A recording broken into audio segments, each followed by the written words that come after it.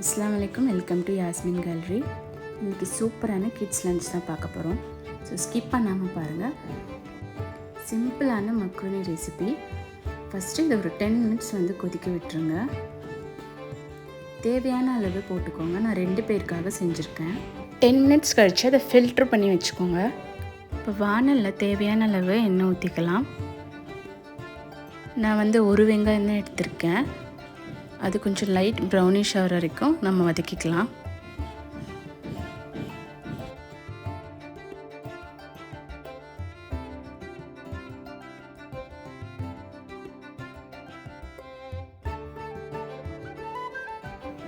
ஒரு table spoon இஞ்சி பூண்டு பேஸ்ட் போட்டுக்கோங்க.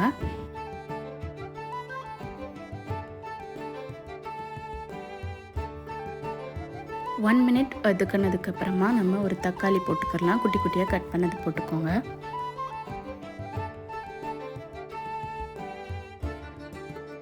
ஸோ இதுக்கு மசாலா பார்த்திங்கன்னா ஒரே ஒரு டேபிள் ஸ்பூன் மிளகாய் தூள் யூஸ் பண்ணியிருக்கேன். அண்ட் தேவையான அளவு உப்பு போட்டுக்கலாம். கொஞ்சமாக டொமேட்டோ சாஸ் எடுத்திருக்கேன். இது ஒரு நிமிஷம் வதக்கி விட்டுக்கோங்க. மிளகாய்த்தூள் கம்மியாக ஆட் பண்ணுறதால காரம் அவ்வளோவா இருக்காது. சின்ன பசங்களும் விரும்பி சாப்பிடுவாங்க. ஸோ நம்ம ஃபில்ட்ரு பண்ணி வச்ச மக்ரோனியை இதில் போட்டுக்கலாம்.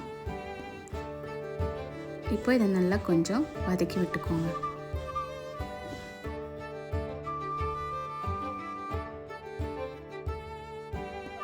சூப்பரான எம்மியான மக்ரோனி ரெசிபி ரெடி ஆகிடுச்சு. இது கூட நீங்கள் சைட் டிஷ் முட்டை வச்சுக்கலாம்.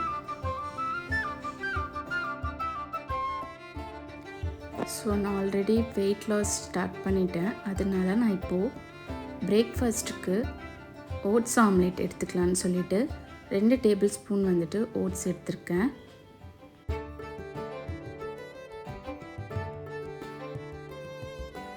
ஒரு 3 எக் ஒயிட் எடுத்திருக்கேன்.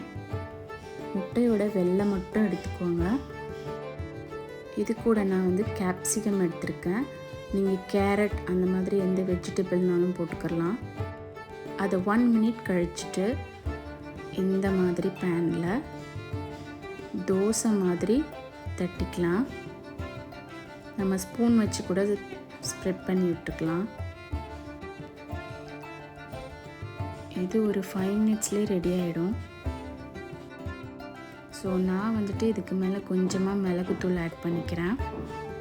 இல்லைனா நீங்கள் இந்த சில்லி ஃப்ளேக்ஸ் கூட நீங்கள் ஆட் பண்ணிக்கலாம். அவ்வளோதான். எனக்கு பிரேக்ஃபாஸ்ட் ஓட்ஸ் ஆம்லேட் ரெடி ஆகிடுச்சு. அடுத்த ரெசிபி வெண்டைக்காய் சாதம் எப்படி பண்ணுறதுன்னு பார்க்கலாம். ஸோ நான் ஒரு 1/4 கிலோ வெண்டைக்காய் எடுத்து குட்டி குட்டியாக கட் பண்ணி வச்சுட்டேன். ஸோ வானலில் கொஞ்சமாக எண்ணெய் ஊற்றிக்கலாம். இப்போ நான் ஒரு பெரிய சைஸ் ஆனியன் கட் பண்ணி வச்சுருக்கேன். அதை போட்டுக்கலாம். நல்லா ப்ரௌனிஷ் கலர் வரட்டும். ஒரு 2 நிமிஷத்துக்கு நல்லா வதக்கி விடுங்க.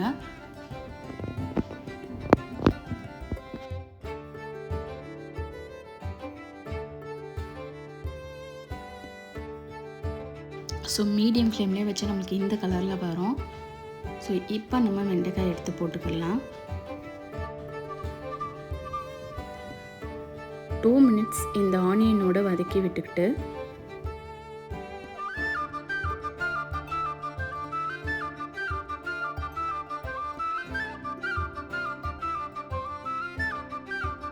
இப்போ இது கூட கொஞ்சமாக மஞ்சத்தூள் போட்டுக்கிறேன். 1 டேபிள் ஸ்பூன் மிளகாய் தூள் போட்டுக்கிறேன். தேவையான அளவு உப்பு போட்டுக்கிறேங்க. ஒரு 10 மினிட்ஸ் நல்லா பெரட்டி வதக்கி விட்டிங்கன்னா நம்மளுடைய வெண்டைக்காய் மசாலா ரெடி ஆகிடும். ஸோ இது கூட சுடுசாதம் போட்டுட்டு பெரட்டிட்டு நம்ம கிட்ஸுக்கு லஞ்ச் பேக் பண்ணிடலாம். மிச்சம் வைக்காமல் சாப்பிட்ருவாங்க. ஸோ சேமியா பிரியாணி எப்படி பண்ணுறதுன்னு பார்க்கலாம்.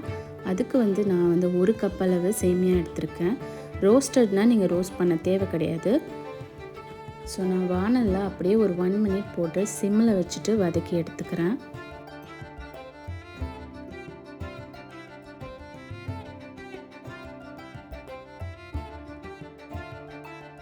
ஸோ அதை ஒரு தட்டில் எடுத்து வச்சுக்கலாம். இப்போ அதே வானலில் கொஞ்சமாக ஆயில் போட்டுக்கலாம்.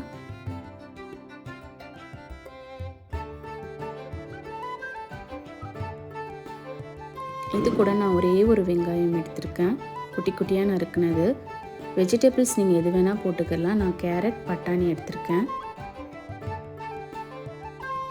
ஸோ அதை வந்து ஒரு 2 மினிட்ஸ் வதக்கி விட்டுட்டு ஒரே ஒரு மிளகாய் எடுத்திருக்கேன். கொஞ்சமாக கொத்தமல்லி போட்டுக்கோங்க. ஒரு 2 மினிட்ஸ் வதக்கி விட்டுக்கலாம்.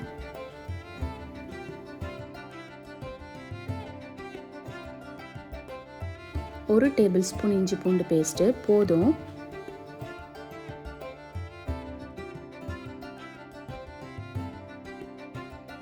ஸோ இது ஒரு சேர நல்லா வதக்குனதுக்கப்புறமா ஒரே ஒரு தக்காளி எடுத்து போட்டுக்கிறேன். சின்ன சின்னதாக கட் பண்ணி வச்சதை போட்டுக்கோங்க. அண்ட் ஒரே ஒரு டேபிள் ஸ்பூன் வந்து தயிர் ஆட் பண்ணிக்கிறலாம். இப்போ இதை 1 மினிட் நல்லா வதக்கி விட்டுட்டு கொஞ்சமாக வந்து இதுக்கு மஞ்சத்தூள் ஆட் பண்ணிக்கிறலாம். அண்ட் ஒரு டேபிள் ஸ்பூன் வந்து மிளகாய் தூள் ஆட் பண்ணிக்கலாம். கொஞ்சமாக கரம் மசாலா ஆட் பண்ணிக்கோங்க. அண்ட் தேவையான அளவு உப்பு ஆட் பண்ணிக்கோங்க. இப்போ இதை ஒரு 1 மினிட் கிளறி விட்டுட்டு நம்ம சேமியா எடுத்த கப்லேயே ஒரு 1.5 கப் அளவு தண்ணி ஊற்றிக்கிறலாம். நல்லா கொதி வந்ததுக்கப்புறம் ஒரு 5 to 10 மினிட்ஸ் வந்து சிம்மில் வச்சுருங்க. காய்கறிலாம் வெந்துடும். இப்போ நம்ம சேமியாவை எடுத்து போட்டுக்கலாம்.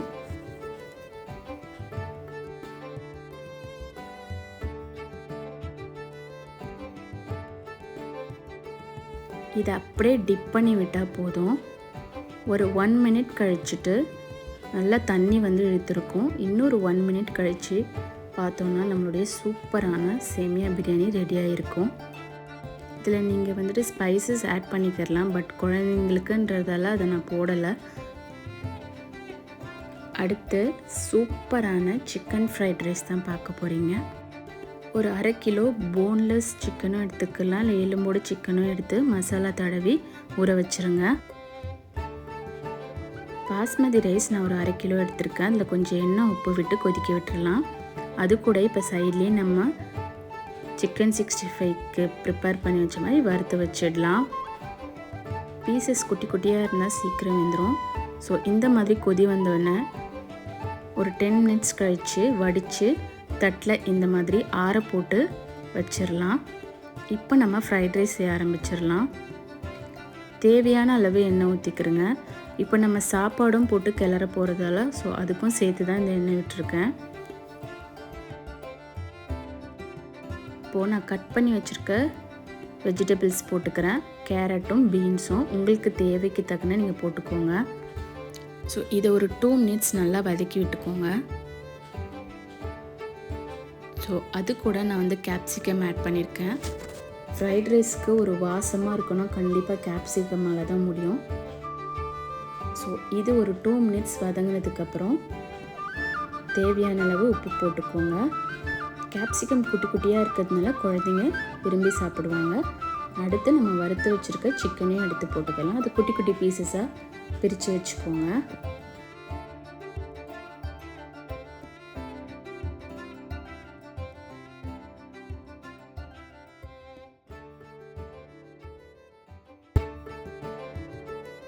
ஒரு 2 மினிட்ஸ் எண்ணெயிலே வதங்கட்டும். இப்போ இது கூட நான் வந்து ஃப்ரைட் ரைஸ் பவுட்ரு போட்டிருக்கேன். ஹாப்பி மாவோடது, நீங்கள் எந்த பிராண்ட் வேணாலும் யூஸ் பண்ணிக்கலாம்.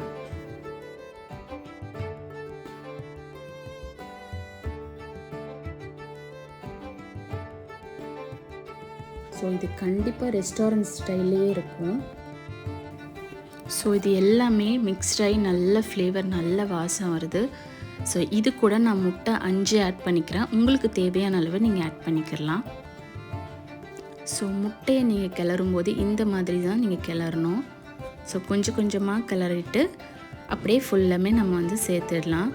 ஸோ பொடி மாஸ் மாதிரி குட்டி குட்டியாக ஆகிடுறதுக்கப்புறம் இந்த மாதிரி வந்துடும். இது ஒரு 2 மினிட்ஸ் போனதுக்கப்புறம் நான் கொஞ்சமாக பெப்பர் ஆட் பண்ணிக்கிறேன்.